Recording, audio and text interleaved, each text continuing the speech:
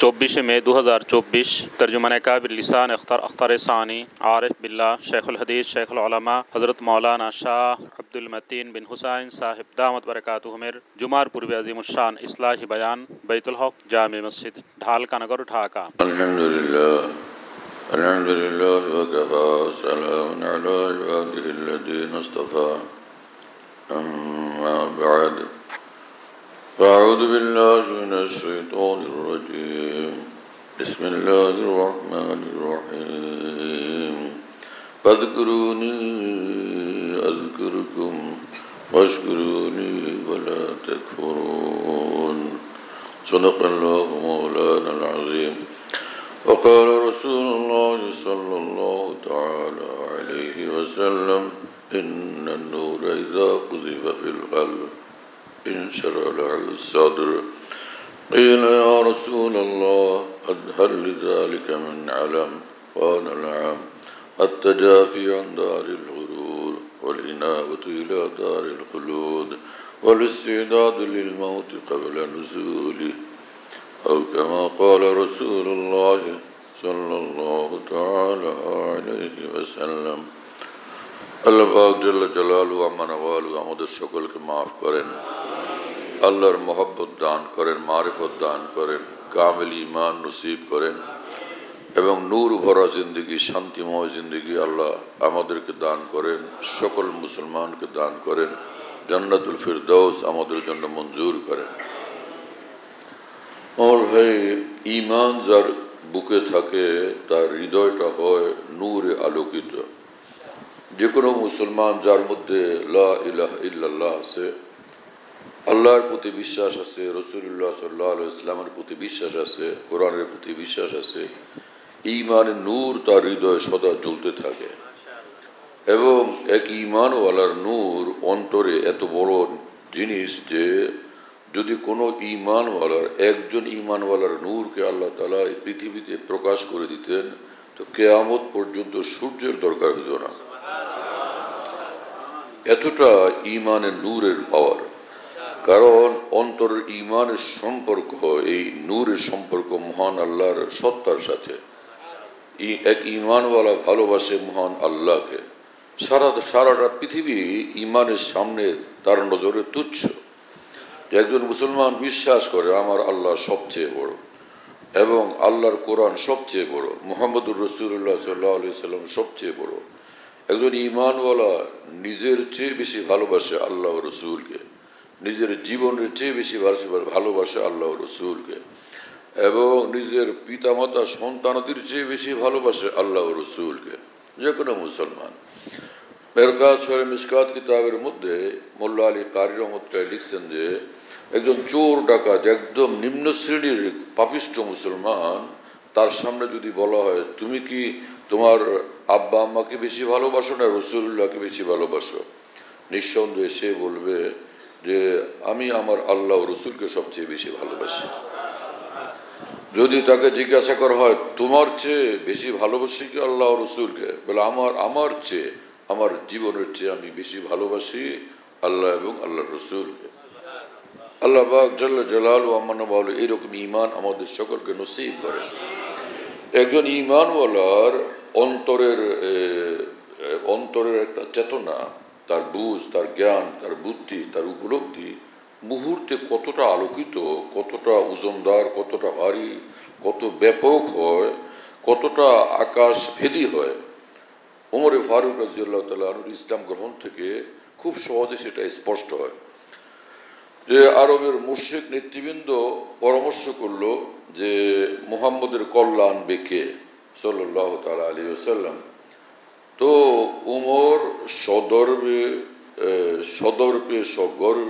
তিনি বললেন যে আমি নিয়ে আসব।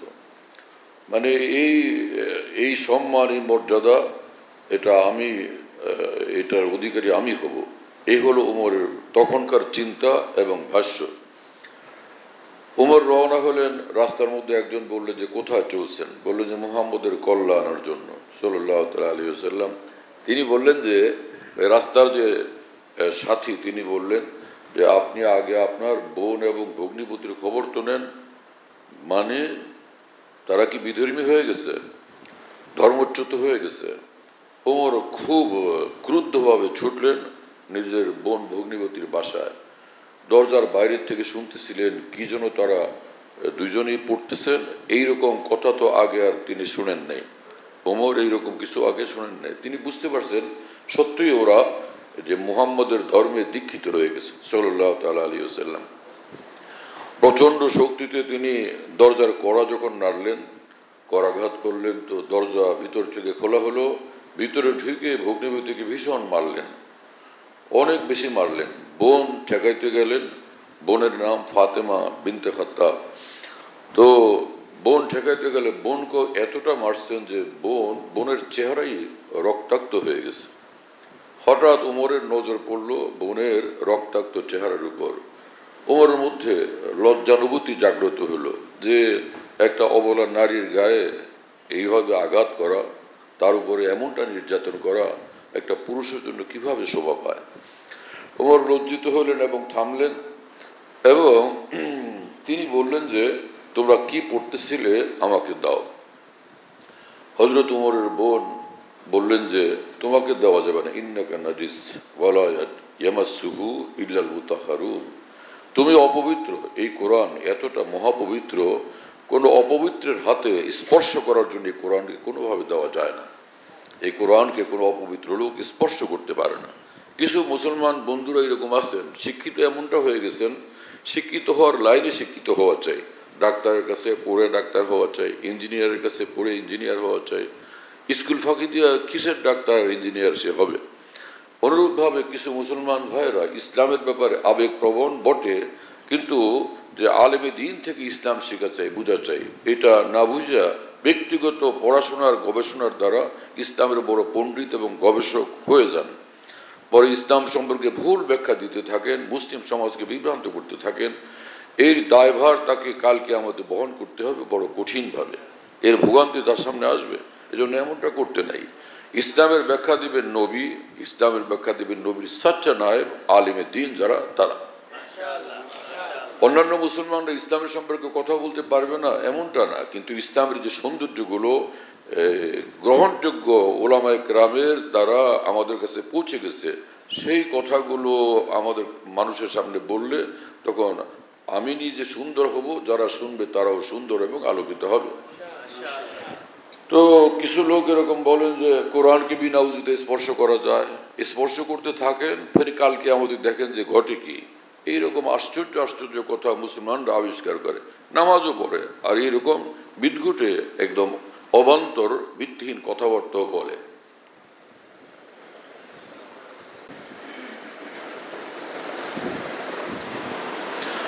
তো কোরআনে পাকের যে আয়াত আমি পড়লাম, ওয়ালা ইয়ামাসসুহু ইল্লাল মুতাহহারুন, যে কোনো তাফসীর কিতাব খুলে দেখেন এই আয়াতের তাফসীর কি লেখা।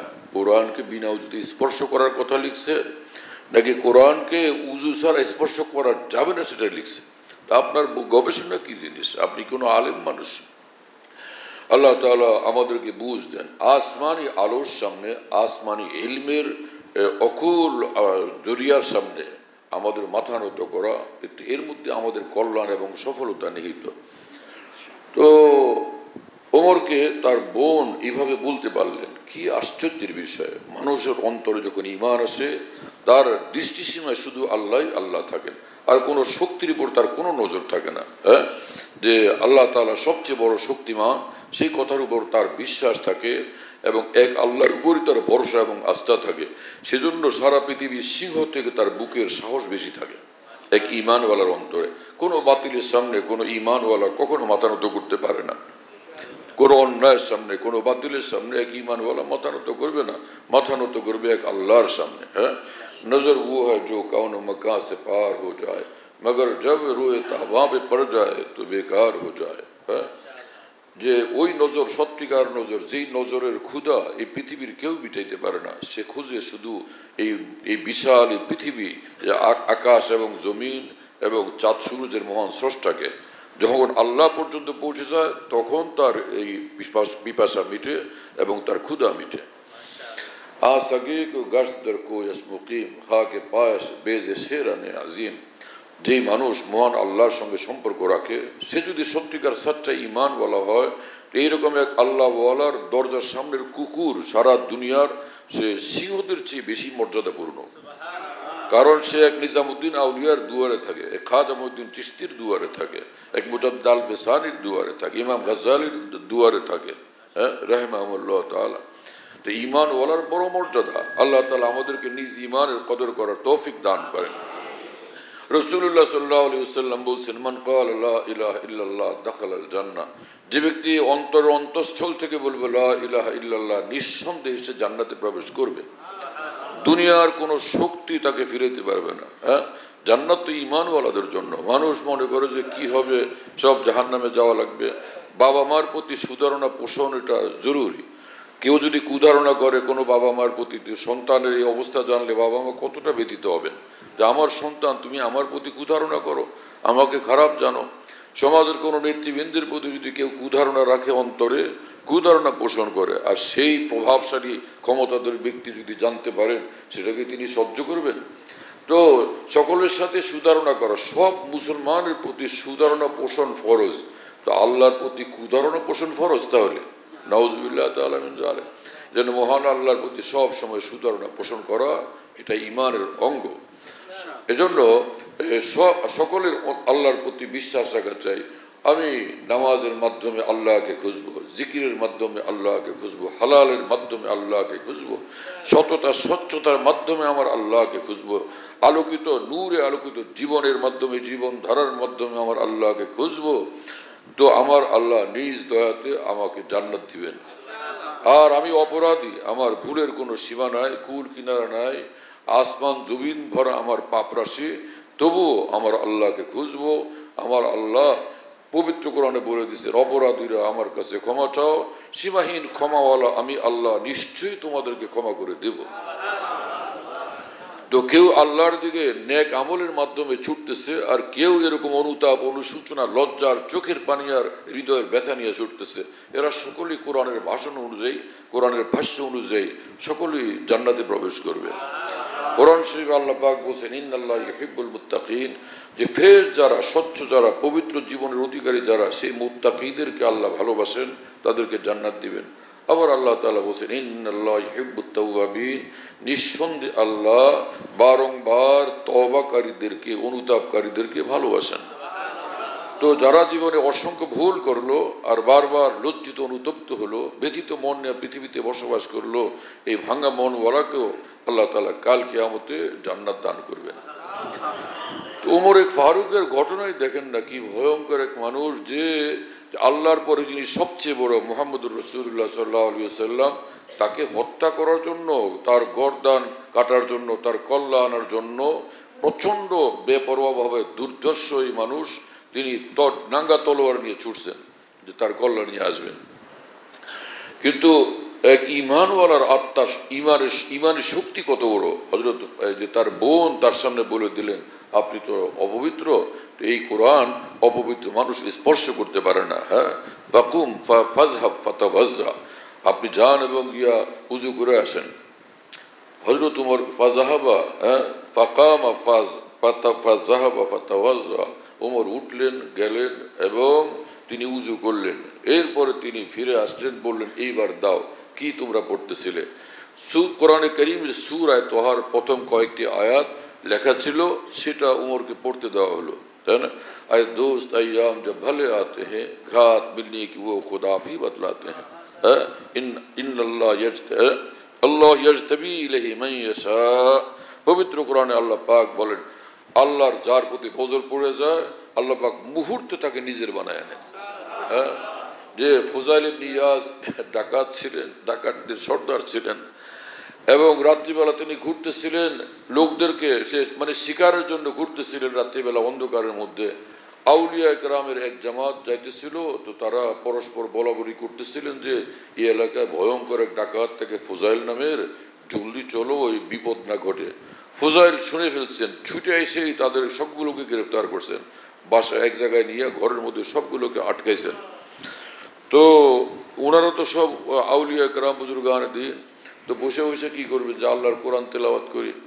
আর ফুজাইল তো আরব দেশের লোক, তো ওনারা কোরআন শরীফ তেলাওয়াত করতেছেন, আর ফুজাইলের কানে আওয়াজ যাচ্ছে, হ্যাঁ, দেখেন কি ব্যাপার যে একজন জাহান্নামমুখী মানুষের জন্য যে জান্নাতের রাস্তা রহমতের দুয়ার কিভাবে খোলে।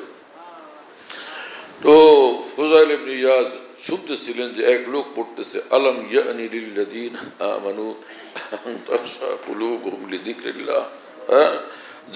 যারা ঈমানওয়ালা, যাদের সিনাতে ঈমান আছে, তাদের কি এখনো সময় হয় নাই আল্লাহর দিকে ঝুঁকবার, আল্লাহর ভয়ে কম্পিত হওয়ার সময় কি এখনো আসে নাই?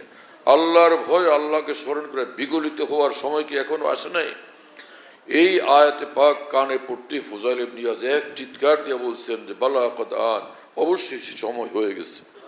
এবং তিনি আসলেন এবং তাদেরকে বললেন, হে আউলিয়া ইকরামে আল্লাহ ওয়ালারা, আমার মতো এই পাপিষ্ঠকে এখনই তওবা করে দেন। যাদেরকে তিনি গ্রেফতার করে নিয়ে আসছেন তার শিকার যারা, কিন্তু তাদেরকে বলছেন আমাকে তওবা করান। বাস তওবা করছেন মুহূর্তের মধ্যে।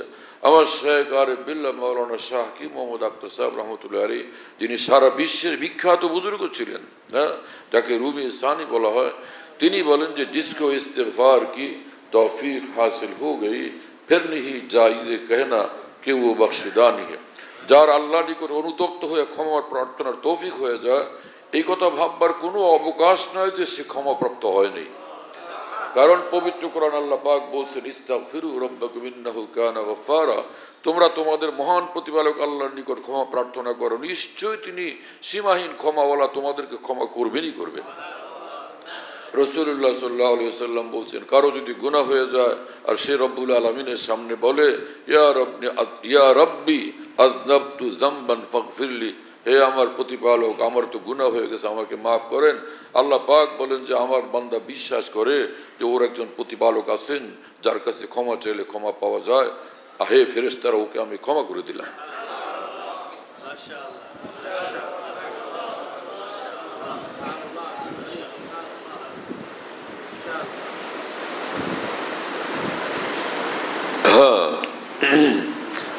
তো এই ফুজাইল ইবনে ইয়াজ সেদিন তওবা করলেন, মাফ চাইলেন রব্বুল আলামিনের কাছে।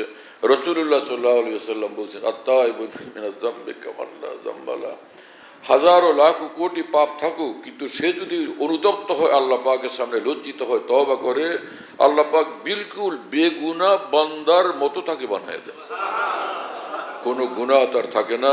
বরং এক হাদিস শরীফে আছে যে রাসূলুল্লাহ সাল্লাল্লাহু আলাইহি ওয়াসাল্লাম বলেন ইজা তাবাল আবদু, বান্দা যখন গুনাহ করে এবং তারপরে লজ্জিত হয়, তওবা করে, আনসাল্লাহুল হাফাজাতা যুনুবাহু, আল্লাহ পাক তার যে ফেরেশতারা তার গুনাহগুলোর সাক্ষী, তাদেরকে ওই গুনার কথা ভুলিয়ে দেন। ওয়া আনসা যালিকা জাওয়ারিহু ওয়া মালিমাহু মিনাল আরদ, এবং তার অঙ্গ প্রত্যঙ্গ, যে অঙ্গ প্রত্যঙ্গের দ্বারা গুনাহ সংগঠিত হয়েছিল, সে অঙ্গগুলোকে আল্লাহ পাক ওই গুনাহ নিজেই ভুলিয়ে দেন। এবং যে জমিনের উপর গুনাহ করছিল, জমিন কিয়ামতের দিন সাক্ষী হবে, সে জমিনকে গুনাহের কথা ভুলিয়ে দেন।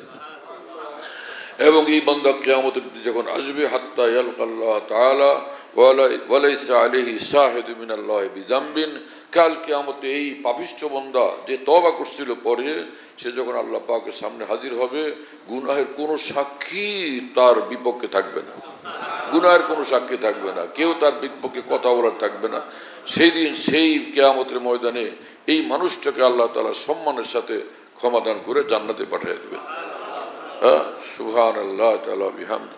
আমার প্রিয় বন্ধুরা, দ্বীন ইসলাম কত সুন্দর। ইসলামের এই ইলমের, এই জ্ঞানের, এই শিক্ষার চর্চা আমাদের সমাজে এত কম, যার কারণে মানুষগুলো পেরেশান হতে থাকে। আমরা বুঝি সব রেজিস্টার জাহান্নামের দল, নাউজুবিল্লাহ তাআলা মিন যালিক। অথচ কোরআন শরীফে মহান রব্বুল আলামিন বলছেন লা তাকনাতু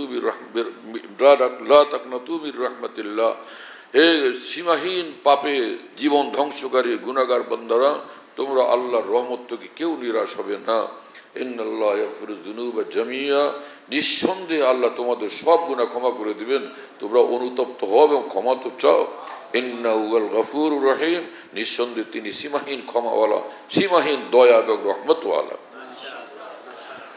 হযরত ওমর ফারুক রাদিয়াল্লাহু তাআলা আনহু তিনি হত্যা করতে চলছেন, আর সে এখন কি হচ্ছে এই মুহূর্তে, ওইদিকে ফুজাইল ইবনে ইয়াজ তওবা করলেন এবং পৃথিবীর সর্বশ্রেষ্ঠ আউলিয়াদের কাতারভুক্ত হয়ে গেলেন। পৃথিবীর লক্ষ কোটি মিম্বরে মেহরাবে স্টেজে ফুজাইল ইবনে ইয়াজ রাহমাতুল্লাহ আলাইহির সে প্রশংসা হচ্ছে। তার জীবনের দৃষ্টান্ত পেশ করে লোকদেরকে আল্লাহর দিকে ডাকা হচ্ছে। অসংখ্য মানুষ বড় দিল নিয়ে, বড় মন নিয়ে আল্লাহর দিকে ছুটছে, জান্নাত পর্যন্ত পৌঁছতেছে। আল্লাহ তাআলা আমাদেরকে কবুল করেন, তৌফিক দান করেন, বুঝ দান করেন। ঈমানওয়ালা মানুষ কোনোদিন অন্তরকে ছোট রাখতে পারে না। ঈমানওয়ালা সম্পর্ক কোনো, যে যার মেয়ে বিয়ে দিচ্ছে নওয়াব স্যার সালিমুল্লাহর সঙ্গে অথবা প্রধানমন্ত্রীর সঙ্গে, দেশের কোনো দেশের বাদশার সঙ্গে, সেই লোকের মনটা বড় থাকে না ছোট থাকে? ঈমানের সূত্রে এক একটা বান্দার সম্পর্ক যখন সমস্ত আসমান জমিনের মালিক, আরশের মালিক মহান আল্লাহর সঙ্গে, সেই অন্তরটা ছোট থাকা চাই না, অনেক বিশাল হওয়া উচিত। আল্লাহ তাআলা আমাদেরকে সেরকম ঈমানি বুঝও দান করেন। হযরত উমর ওই কয়েকটা আয়াত পড়লেন, প্রথমেই লেখা বিসমিল্লাহির রহমানির রহিম, যে আরম্ভ করতেছি মহান আল্লাহর নামে, যিনি সীমাহীন রহমতওয়ালা, দয়াওয়ালা। হযরত উমর ওইটুকু পড়লেন, জীবনে প্রথমে এরকম দেখলেন, এবং তিনি বললেন শুরু এত সুন্দর, এরপরে কত সুন্দর কি জানে। হ্যাঁ, এবং হযরত উমর বললেন যে এরপরে একটু আয়াত পড়তে শুরু করলেন, যে আল্লাহ পাক নিজের গুণাবলীর বর্ণনা দিচ্ছেন যে আয়াতের মধ্যে।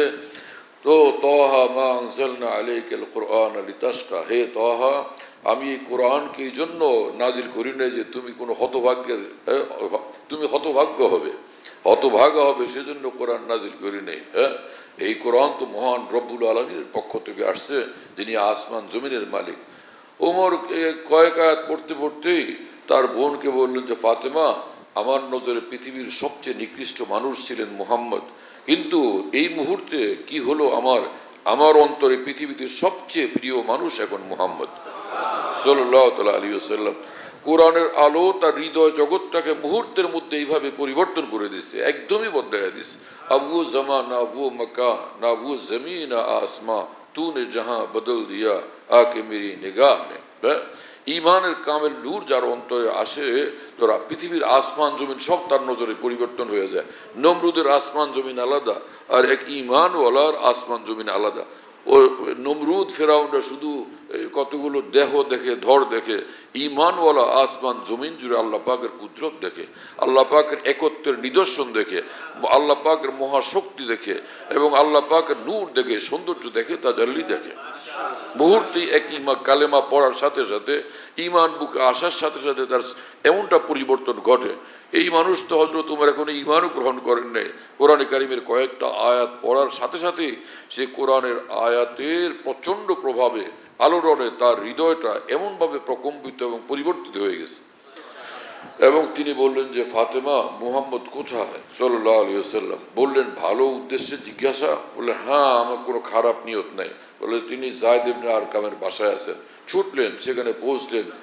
দূর থেকে যখন হামজা রাদিয়াল্লাহু তাআলা আনহু দেখলেন, সাহাবীরা ভিতর থেকে চিৎকার করতেছিলেন যে ওমর আসতেছে তলোয়ার, খোলা তলোয়ার নিয়ে। হযরত হামজা রাদিয়াল্লাহু আনহু বললেন, এই তোমরা থামো, ওরে সোজা করার জন্য আমি যথেষ্ট, তোমাদের লাগবে না। এই আওয়াজ শুনে রাসূলুল্লাহ সাল্লাল্লাহু আলাইহি ওয়াসাল্লাম অন্দর মহল থেকে বের হয়ে আসছেন। সকলের আগে তিনি চলে গেছেন। ওমর সামনে পৌঁছলে কোর্তার কলার ধরে এত প্রচন্ড ঝাঁকুনি দিচ্ছেন, ওমর উপর হয়ে পড়ে গেছেন। রাসূলুল্লাহ সাল্লাল্লাহু আলাইহি ওয়াসাল্লাম বললেন, ওমর, এখনো কি সত্য গ্রহণের, সত্য কবুলের সময় তোমার আসে নাই? ওমর বললেন, ইয়া রাসূলুল্লাহ, আপনার পায়ে নিজেকে চিরদিনের জন্য উৎসর্গ করার জন্য আমি এখানে হাজির হয়েছি। আমি সত্য গ্রহণের জন্য এখানে আসছি। কালেমা পড়াইলেন, মুসলমান হয়ে গেলেন। ওমর মুহূর্তে ইসলাম গ্রহণ করলেন, মুসলমান হয়ে গেলেন। সাথে সাথে আসমান থেকে জিবরিল আমিন আল্লাহর নির্দেশে ছুটে আসলেন, এবং জিবরিল আমিন সংবাদ দিলেন যে ইস্তাবশার আহলুস সামা বি ইসলামে ওমর, যে ওমরের ইসলাম গ্রহণের সুসংবাদে এই সমস্ত আসমানের ফেরেশতারা, 7 আসমানের ফেরেশতারা আনন্দ উদযাপন করতেছেন। এবং কোরআন শরীফের আয়াত নাযিল হল, ইয়া আইয়ুহান নাবিয়্যু হাসবুকাল্লাহু ওয়া মান ইত্তাবাআকা মিনাল মুমিনিন, হে নবী, আল্লাহ আপনার জন্য যথেষ্ট, আল্লাহ আপনাকে সাহায্য করবেন। আর আল্লাহর সাহায্য বাস্তবায়িত, প্রতিফলিত হবে এই ঈমানওয়ালাদের মাধ্যমে।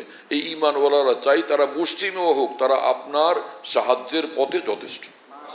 আল্লাহর সাহায্য এদের মাধ্যমেই প্রকাশিত হবে। হ্যাঁ, তো এই ইশারা ছিল ওমর রাদিয়াল্লাহু তাআলা আনহুর দ্বারা দ্বীনের বড় খেদমত হবে। কি আশ্চর্য, মুহূর্তের মধ্যে হযরত ওমর বললেন, ইয়া রাসূলুল্লাহ, আলাসনা আলা হক ইন মুতনা ওয়া ইন হাইনা, ইয়া রাসূলুল্লাহ, আমরা কি সত্যের উপর প্রতিষ্ঠিত না? চাই আমরা জীবিত থাকি কিংবা মৃত্যুবরণ করি। রাসূলুল্লাহ সাল্লাল্লাহু আলাইহি ওয়াসাল্লাম বললেন, অবশ্যই আমরা হকের উপরে, আমরা সত্যের উপর প্রতিষ্ঠিত। হযরত ওমর বললেন, ফাফিম আল ইখতিফা, তাহলে হক নিয়ে, সত্যের আলো নিয়ে আমরা গোপন থাকবো কেন, লুকায় থাকবো কেন? আমরা ইয়া রাসূলুল্লাহ, আল্লাহর কসম করে বলি, ওয়াল্লাহি ইয়া রাসূলুল্লাহ লা তাখরুজান্না, ইয়া রাসূলুল্লাহ, আল্লাহর কসম, নিশ্চয়ই আপনি বের হবেন, আপনি ঘরে থাকবেন, আপনি বের হবেন। এবং মুসলমানরা যে কজন ছিলেন, ওমরকে সহ 40 জন হলেন, তারা বের হলেন এবং দুই সারিতে দাঁড়ায় গেলেন। রাসূলুল্লাহ সাল্লাল্লাহু আলাইহি ওয়াসাল্লামকে মধ্যখানে রাখলেন এবং ওমর বলতেছিলেন কাবার দিকে, মক্কার দিকে যাইতে যাইতে, যে নিজের স্ত্রীকে বিধবা করতে চাও, আসো ওমরের সামনে, সন্তানকে এতিম করতে চাও, আসো ওমরের সামনে। আর খোলা তলোয়ার তো হাতে। কাবা মক্কাতে সব নেতৃবৃন্দ অপেক্ষমান যে ওমর কল্লা নিয়ে আসবেন।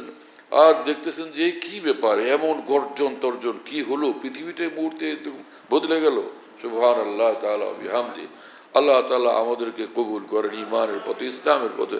আমার প্রিয় বন্ধুরা, এক ঈমানওয়ালার রং এমন হয় যে তার সম্পর্ক সরাসরি মহান আল্লাহর সঙ্গে।